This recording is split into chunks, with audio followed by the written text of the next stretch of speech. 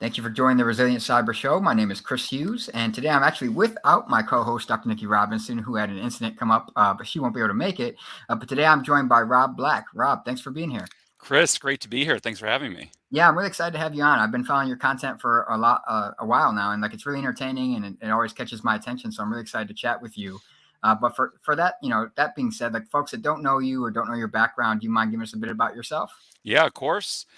So been in cybersecurity for 15 plus years, and past 5 years I've been running Fractional CISO, which is a virtual CISO firm. We help mid-sized SaaS companies with their cybersecurity leadership. So, the use case, the problem is SaaS company is selling to a large enterprise. That large enterprise says, hey, you need a better security program. And that's where we come in. We help them with their security program, their policies, their plans, their roadmap, all that sort of thing, and help them with basically put that on track and help them to sell to large enterprises. Yeah. The vCISO space is something I've been watching. It's really heating up. You and a couple other folks I follow, I really, really respect within that space. They're doing really well. For folks that aren't familiar with the concept of a vCISO or virtual CISO or fractional CISO, Yeah. whatever term you want to use, what is it exactly, and how's it a little bit different than a traditional CISO? Okay. Yeah. So great point. So if you're at a large company, you're going to have a CISO and you're going to have a security team. And the CISO is going to be making decisions about the cybersecurity program, communicating the risks to senior leadership, and essentially running the security program. As companies come down and down in size, it's not realistic to have your own security team. Just picture a 100-person company. That 100-person company probably has engineering and marketing and sales, but how big a security team are they going to have?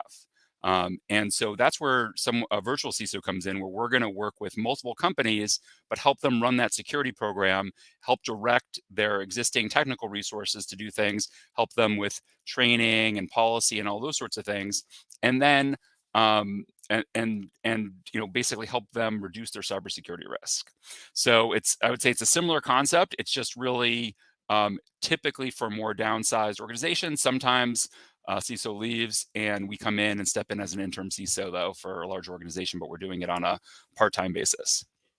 Yeah, that's one thing I love about it is I've seen a lot of studies showing the SMB market, is targeted by malicious actors even more often than large enterprises in some cases, obviously because they're understaffed, under-resourced, those kind of things. They don't have a robust security team. So in my mind, the virtual CISO is a perfect thing to augment that gap and address that capability, bringing security leadership to those small and mid-sized organizations. Do you think the SMB market is kind of catching on to the fact that they need security leadership, and the vCISO is a perfect solution to that? So the vCISO is a great solution for the small and medium business market. Well, it depends on how small. So when you say small, how small? Like if you're a 5-person pizza shop, I'm not sure vCISO is going to help you.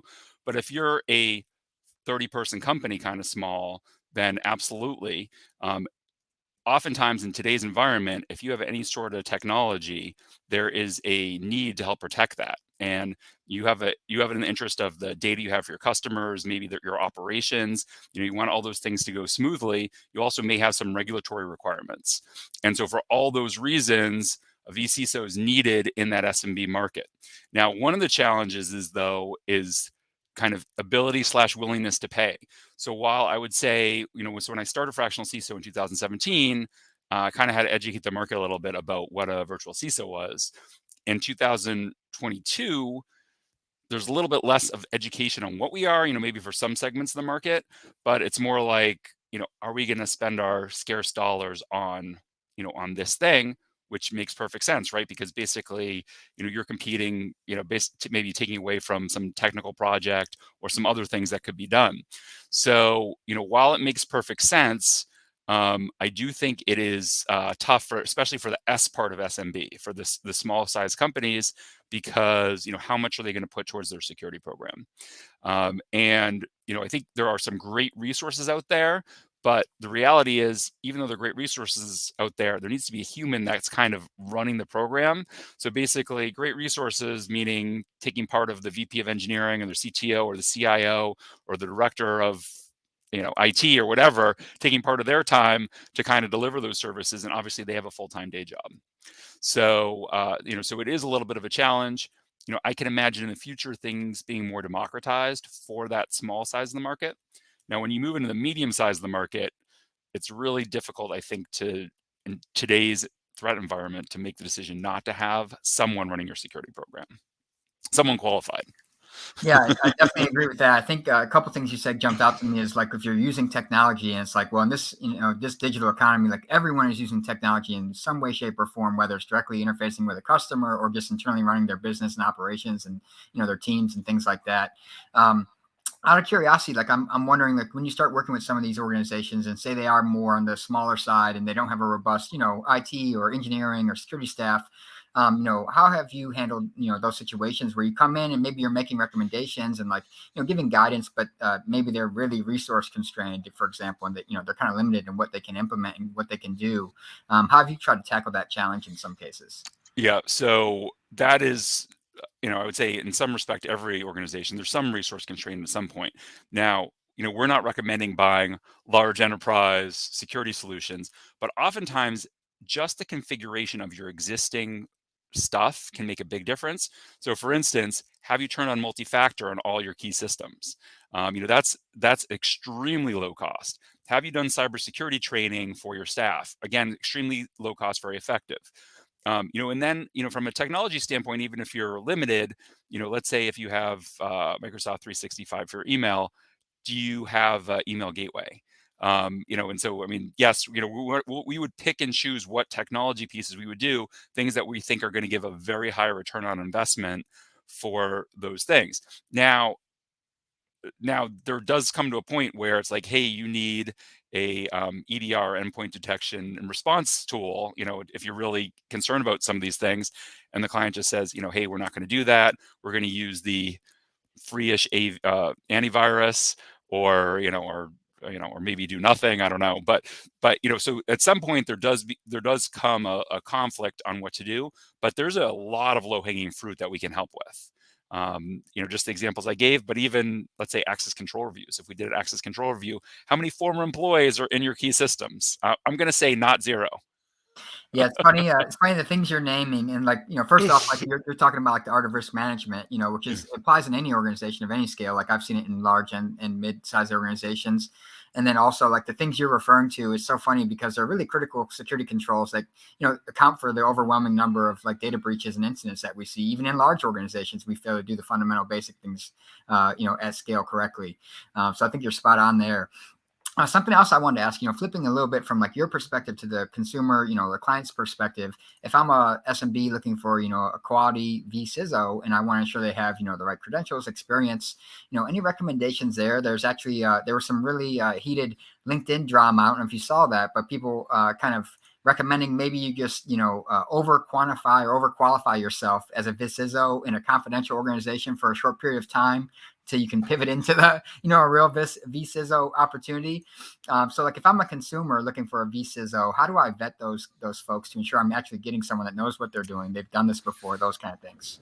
So, okay, so this is going to sound somewhat self-serving, but I also do have some advice that may not be 100% self-serving. A lot of cybersecurity professionals, I would say, are not necessarily the best marketers in the world. So, I'd say looking at someone's resume, is their security kind of, baked in throughout their career? And, that would really indicate there's going to be some quality there versus, let's say, someone just decided yesterday they were a security expert. So I do think that's probably look at their experience, like how long have they been in security? Because, in my experience, today's security professionals are, really top notch. The second thing to think about is who are they working for? So, one of the things I've been most concerned about, and, I can't necessarily point to a specific incident, but where a managed service provider, basically has a vCISO, and that vCISO may have limited security qualifications, but and it turns out they're kind of essentially an adjunct salesperson for the managed service provider, right? And they say, oh, you need this tool and you need that tool, and they're less focused on people and process and more focused on what technology can I sell you. They're also unlikely to say, oh, my company's not doing a good job in managing X. So But I think it's entirely possible to buy from an MSP and have the vCISO be qualified. I think really I would look at the vCISO's resume and just see, do you see security all through it? I think that's probably the prime thing. To say it's this certification or that certification, I've seen people with 1 million certifications that I would not put in charge of a chair, and I've seen other people that have 0 certification. One of the people I respect, the most has, I think, 0 security certifications, and he is security whiz. So it's really tough to go by that. I look at experience as probably the biggest thing, but then also, will they mesh in your organization? Because some people are operating at a high level. You need someone who kind of gets your organization.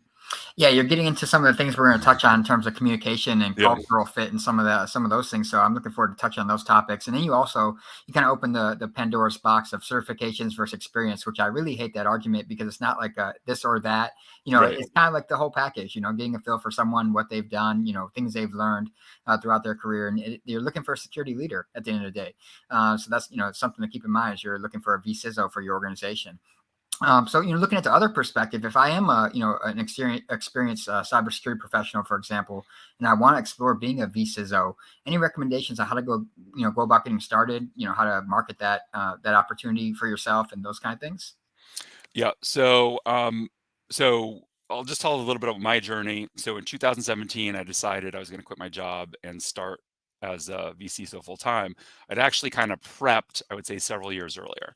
So a couple things. So one, creating a website, I think, is a super value. I'm assuming you're going off as your own vCISO. So for one, I mean, if you're looking for a vCISO job, hey, give us a call. We have a bunch of open recs, including for a vCISO. Um, if if if you're going off on your own, I would think about creating a website. And the thing that it does is you want to create the mental discipline of what is your special sauce, right? So some folks, are focused maybe on CMMC. Some folks are focused on, let's say SaaS companies. Some folks are manufacturing, healthcare, whatever it is. It's unlikely you're going to come out of the gate and be an expert in all areas. So I would leverage your past expertise and be very focused. Think about how that messaging on the website's going to be, and just work on getting that up. The other thing to see if you can do is, can you get a client on the side? Let's say you're the director of security, VP of security, or whatever your role is at a company. I bet some people that might need some security help. See if you can get a little bit of experience seeing what it's like to consult. Maybe you don't like it. Maybe your sales skills are terrible. That's one thing I didn't know when I quit my job. I had no idea how good I would be at sales. I thought, my children might be in a soup line. I didn't really think that, but the point is, I did worry about that because I knew I was technically apt. I didn't know if I was, going to be good at running a business. And then, and I would just do some of those things on the side and really hone your thoughts on what you should be doing. How are you at sales? At some point, it's going to be too difficult. I know for me, I found that extremely difficult. I was very focused on my job. I had limited, availability, and it was taking away time from other things I like to be doing, like spending time with my family. So at one point I just decided I was going to quit my job, and you have to decide, and then work really hard to get that first, second, third client, and then things get a lot easier. Yeah, I think those are honestly like really tremendous recommendations. The cybersecurity career field, to your first recommendation, is incredibly vast and diverse, and none of us know everything. You may be great at digital, incident response and forensics, or you may be great at, building security and risk management programs, or whatever the case is. We all have different areas of expertise. So I like the comment of focusing on what you're great at and really, specializing in that for clients, and then also, kind of like moonlighting almost, kind of having clients on the side and building that client portfolio before you make that leap is a great recommendation, versus maybe just going all in with no clients lined up, nothing like that. And then again, you're touching on like the sales aspect and communication, which we're about to talk about, but I can attest, for even myself, I have a consulting company myself, and, I'm not necessarily a sales expert or a BD or growth or capture expert, but I know cyber very well. I think that's where it comes into play, like having a team around you that have those areas of expertise, so you can focus on what you do well and let them do what they do well. So all really great recommendations. And with that said, I did want to ask, like, on LinkedIn, you're pretty prolific with putting out some really funny videos. For people that haven't seen Rob's videos, definitely go give it a look. It's really entertaining, but it gets across a message too, as it comes down to cybersecurity and risk management and leadership and things like that. what led you to start making those videos, and have you found those an effective way to communicate like cybersecurity concepts and discussions to the community? Yeah. So first, we only unlocked our method recently. I would say within the past 6 months or so. So, been on LinkedIn this whole time. Been creating, I think, high quality content. Our engagement was not that high. So I follow Shay Rowbottom, and if anyone's interested in kind of messaging on LinkedIn, I mean, she has some tremendous video content, especially her older stuff. So maybe go on YouTube to see her stuff. But she creates these very compelling videos. And so first I started creating the video, and I would talk to the camera and talk about something, da, da, da, da, and it turns out people weren't that interested. But then we started doing some skits, and basically my marketing manager films me in one position as one character and another position as another character, and that has really resonated. And I think one, we use a kernel of truth. So basically we take like a real scenario and then make it super, make it funny. And I wear wigs and hats and everything. And then it's short, it's like a minute, minute and a half, that sort of thing. So yeah, I mean, that has really kind of exploded our follower count. I'm talking to someone with 35,000 followers on LinkedIn. So Chris, you have you're really impressive. So I have a ways to go to get to the Chris Hughes level, but it's really resonated, and we get a lot of engagement, and people seem really interested. And it seems to, I would say, more reach our audience just because it kind of breaks out a little bit of the messaging to cyber folks.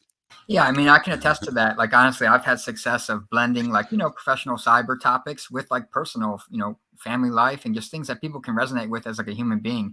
And that's what made me stop in my tracks at your content. It's like, oh, this is a little different. It's entertaining. It's not, it's kind of lighthearted, but it still has like a valuable concept and takeaway from it too, related to cyber. So that's what makes me stop. And I think, someone said something like, do what everyone else is doing on the platform and you'll blend right in, or do something different and you'll stand out. And that's what kind of jumped out at your videos.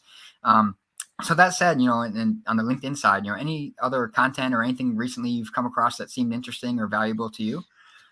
Well, actually, now that you mention it, I was in prepping for today's call. I was looking at some of your content, and you posted something on the CSA's SaaS governance best practices for cloud customers. Hadn't seen that.